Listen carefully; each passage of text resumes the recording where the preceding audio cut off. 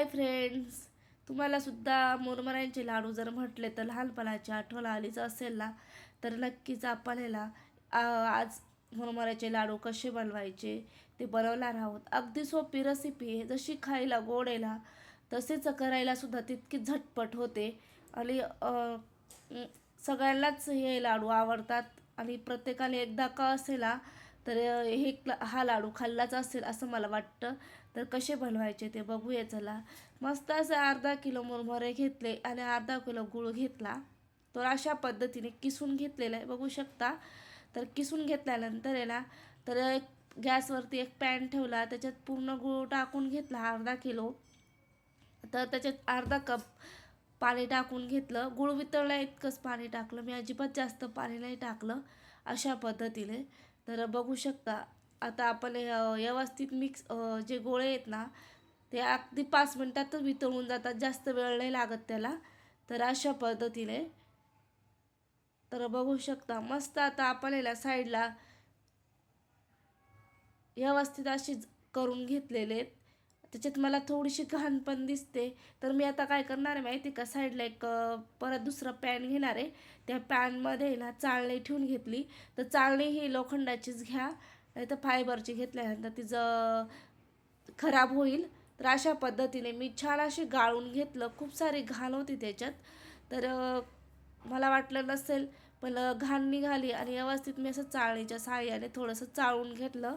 तर बघू शकता मग पाक जो होता तो स्वच्छ झाला. एक चमचा तूप टाकून घेतलं. तर बघू शकता अशा पद्धतीने. तर अगदी बांधायला वगैरे कडक होत नाही पाक आणि कलरसुद्धा चेंज होत नाही. तर त्याच्यासाठी हे छान तूप टाकून घेतलं. इकडे मुरमुरे छान उन्हात वाळत घालून घेतले होते, स्वच्छ चाळून घेतलेले आहेत आणि 2 तासासाठी उन्हात वाळवत ठेवले.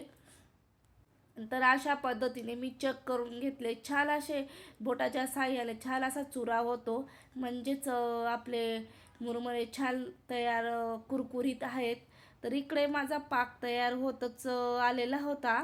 तर मी परत एक वेळेस आता आपण याला पाल्यात चेक करून बघू प्लेटमध्ये. तर मी आता प्लेटमध्ये टाकून बघते ते गोळी तयार होते का नाही. तर याला अशी परफेक्ट पाक तयार केलेला पाहिजे. तर आता बघू शकता आपली गोळी तयार होते. तर ती हातात पण आलेली आहे.